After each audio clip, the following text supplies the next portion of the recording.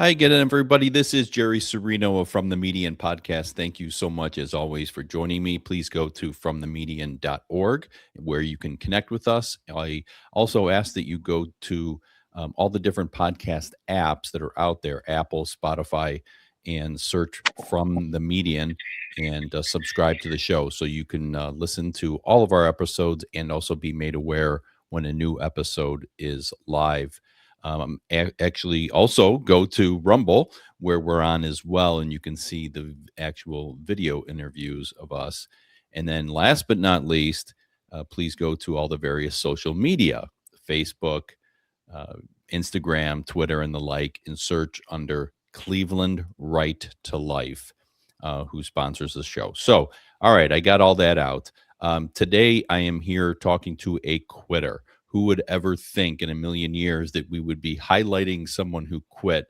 But this individual, her name is Dana Behrhorst. She was a quitter of Planned Parenthood. She is now working with the organization, and then there were none. And she has a really phenomenal story of great courage and great wisdom. And she's here to share that with us. Dana, thanks for coming on. Thank you.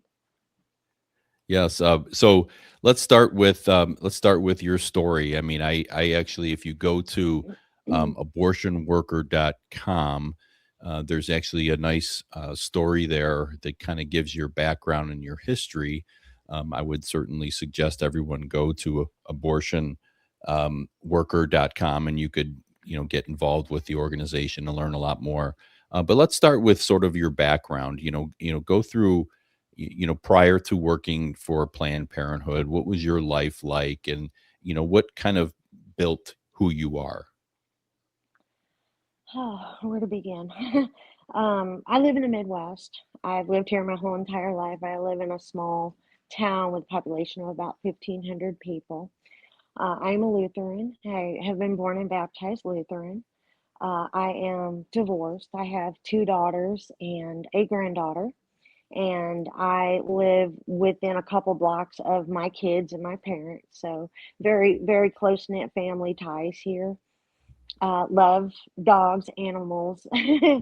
um, I I I got I've been to college. I have some college credits in business. That's primarily my background, and as well as healthcare. I have worked in and outside of the healthcare community and in medical insurance and in hospital settings for the past 30 years.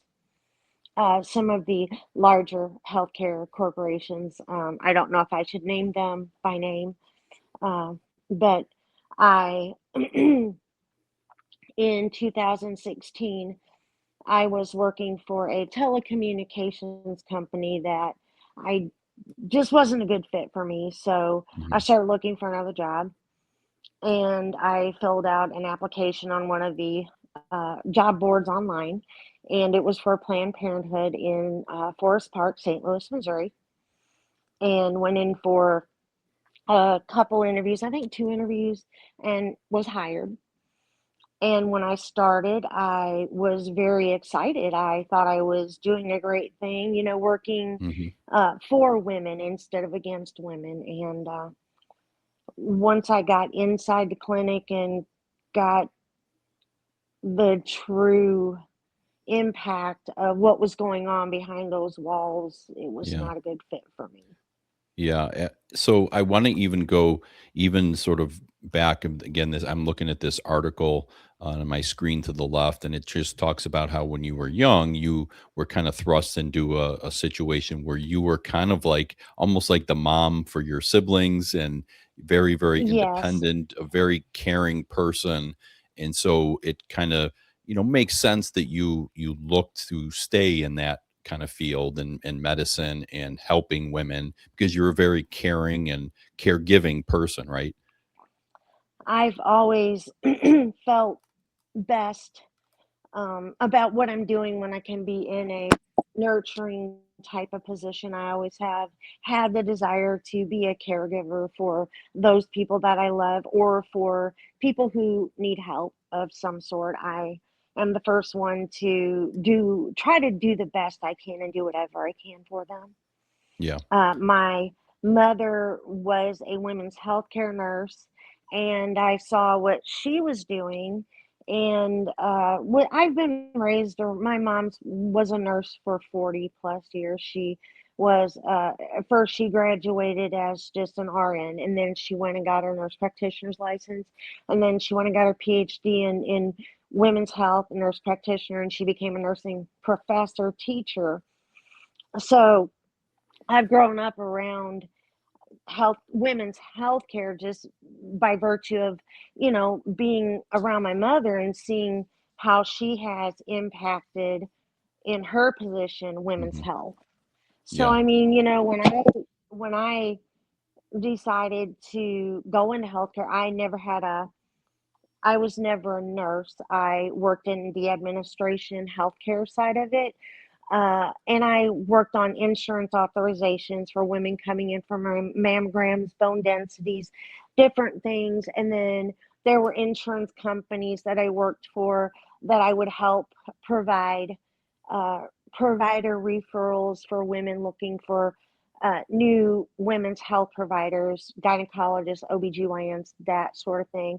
Another health insurance position I had was I would format new business quotes for business groups looking for healthcare coverage. I mean, so it just kind of Hmm. gradually dominoed into a position to where um, I was I worked at the mammogram center. I Yeah. handled the administrative side of that aspect. And then once let's back up a little bit. Yeah. At the healthcare company that I was working for, they went through when the healthcare exchange came to Illinois, Missouri area.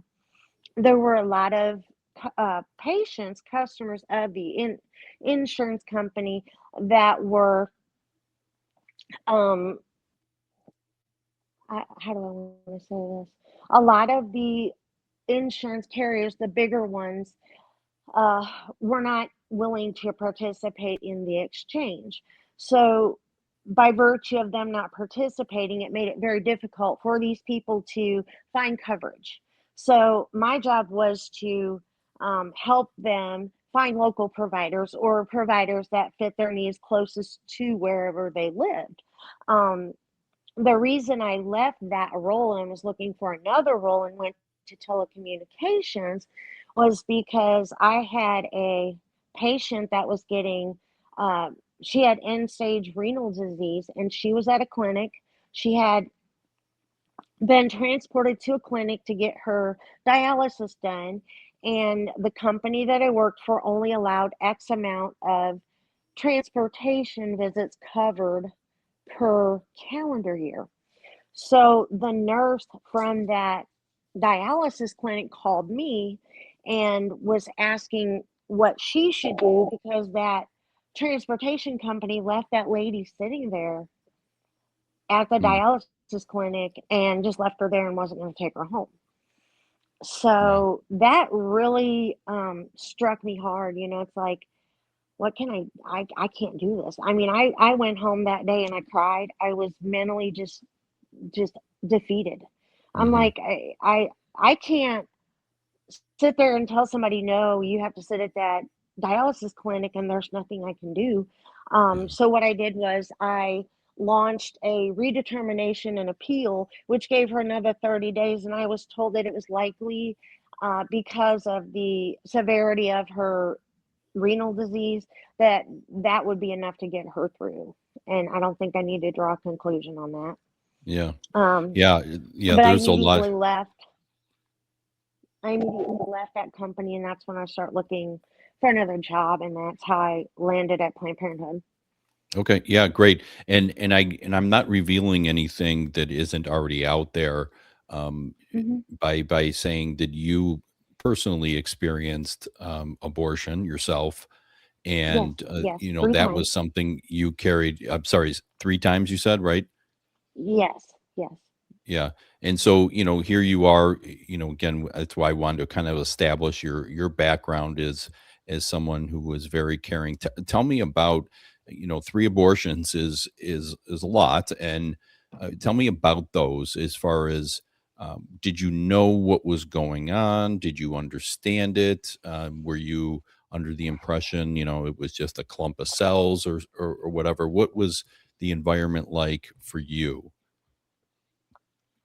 My abortions were all done at the same clinic.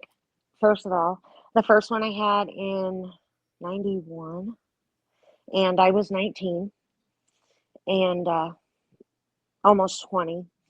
And at that point, I really wasn't pro life or pro choice. I was just scared because I was 19 and pregnant, and I felt Hmm. like it was the biggest, most devastatingly horrible thing that could ever happen to me. My own mother became a mother at 19, and granted, she she did thrive, Hmm. and she did succeed. I saw and I experienced in my childhood, what that entailed and how much work and sacrifice it required of her and my family. Yeah. And it's, don't mix my words. I'm not saying that a child is not worth a sacrifice. I'm just saying at that point in my life, Right. that's where my mindset was at, because I really didn't see it any other way. And I didn't want to tie myself to a life of struggle. And that is exactly what I thought it would be. Hmm. Um, I didn't believe that I was strong enough to walk that walk like my mother did. So abortion was the most sensible thing in my mind at that time that I could do. And I went through it, and it was very numbing. And let's not be remiss here. I did know it was a baby, and I to Hmm. this day say it's a baby because it was a baby. Yeah. Um, I I made a very poor choice. I made a very poor decision. And if I had a chance to go back in time and just tap myself on the shoulder and say, "Hey, don't do that," I would give anything to be able to do that. Yeah. Well, The well, other two, oh, I'm go ahead. sorry. Go ahead, Dana. Nope. Go ahead. The other two abortions were in '06 and '07. Of course, I'm in my early to middle 30s by then, and I knew better. Hmm. The man that I was with at the time, and this is not an excuse, this is not trying to justify anything, because there is no justification for any decision that I made involving my babies. Yeah. The decision that I made, I justified it in my mind because the man that was the father of these babies um, was an alcoholic. He was abusive. He was addicted to drugs, and he had a lot of mental health struggles. And I already had a child born in '03 that was very chronically ill, asthma, breathing problems, respiratory illnesses, and I was going to school full time for respiratory therapy. There's a whole story behind that. Hmm. Overwhelmed with Yeah.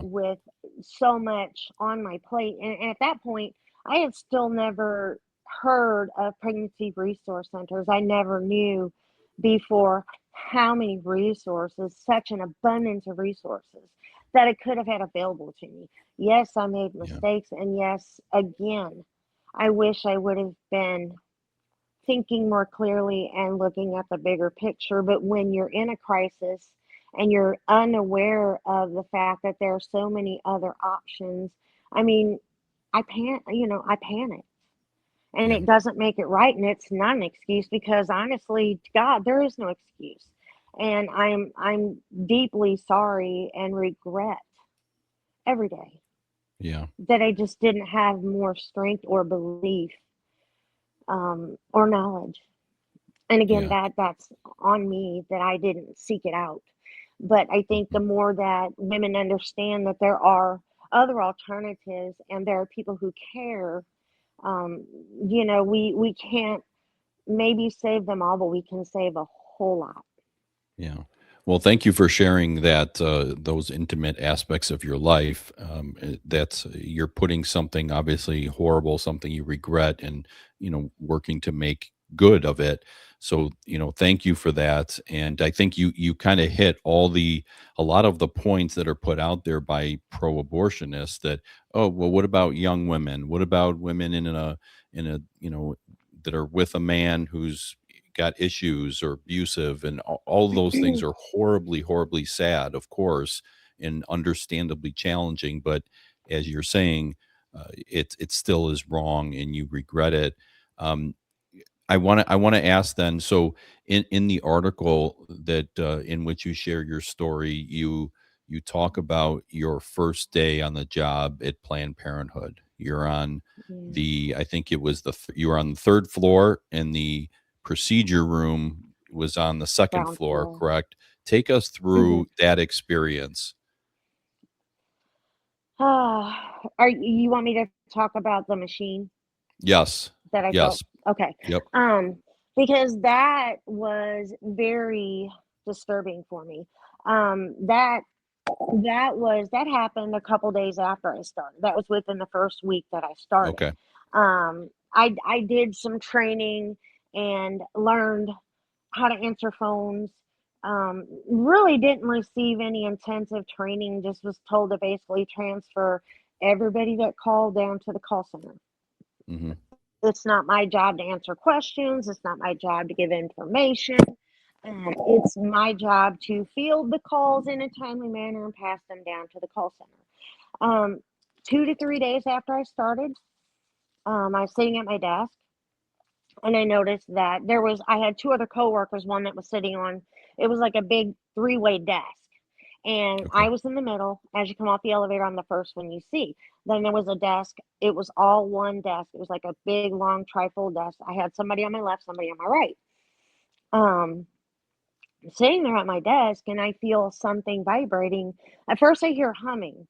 I'm like, what in the world is that noise? It was weird. Hmm. It wasn't very, um, it wasn't super duper loud, but I mean, it was loud enough to where I'm like, what in the world is that noise? And then I noticed the feeling of vibration below my feet. And I asked one of my coworkers, I said, what's that? And sh she she said, "What do you mean?" I said, "What's that noise?" Or, "Why is the floor rumbling under my feet?" And she said, "Oh, it's clinic day."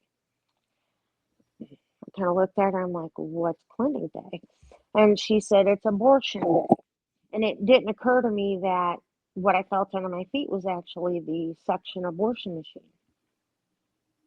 And the vibrations and the noise were coming from that machine. And it just, for me, oh, that struck me to my core because when I had my suction abortion, um, I was so numb, I was so detached. I don't even remember the procedure itself. I remember before and after, but like during, that's a blur. And I'm guessing that maybe the trauma of it, I've blocked it for my own protection. I can't explain to this day Hmm. why I can tell you how I feel the moment that I was getting ready to go in there, and I can tell you how I felt the moment I got out. But anything in between those two times is a blur. And it's like when I felt that vibration and rumbling and I heard that noise, it just really drove home to me how dangerous or how powerful Hmm. that machine actually is. I could hear it sitting a whole floor above it. I could feel it rumbling under my feet. I mean, but I don't remember it that day. Right. Yeah, that's very powerful. Um, yeah, thank you for again for sharing that. I know it's hard to sort of relive that memory for you, but I appreciate you doing so. I think one of the other Yeah. areas in the article that you talk about, and I'm sure obviously we have limited time on this show, but there's you could probably talk for hours and hours about your experiences, and and I'm sure that the people that inside you and outside.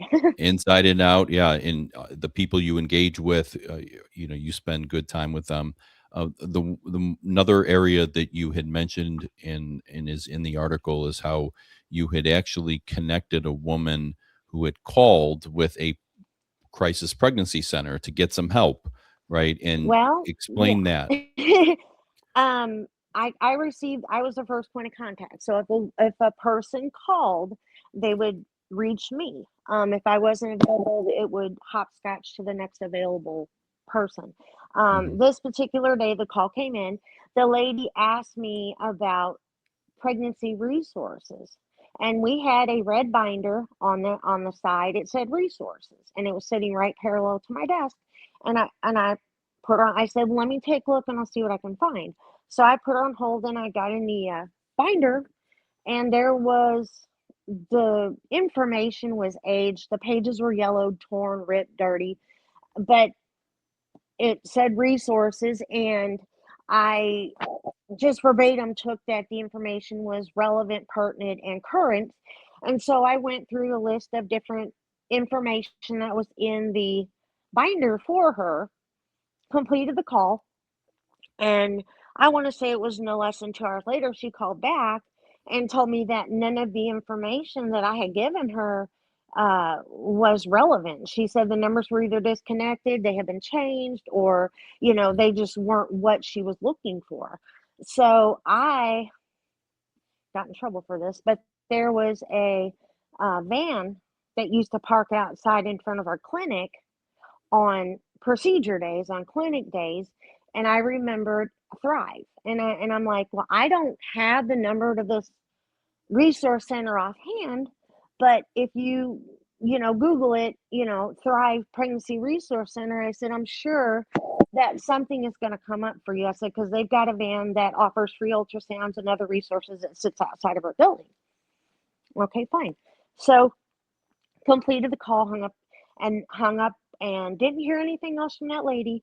I want to say maybe an hour later, my supervisor came to me and told me that I needed to come with her, that, we needed to have a talk. So we went into an office and she closed the door and she said, what in the hell do you think you were doing? I said, what do you mean? What do I think I was doing? She goes, um, you told a lady to contact Thrive. And I said, she said, we don't do that here. And I said, don't do what? She goes, we don't refer people. She said that call should have gone to the call center.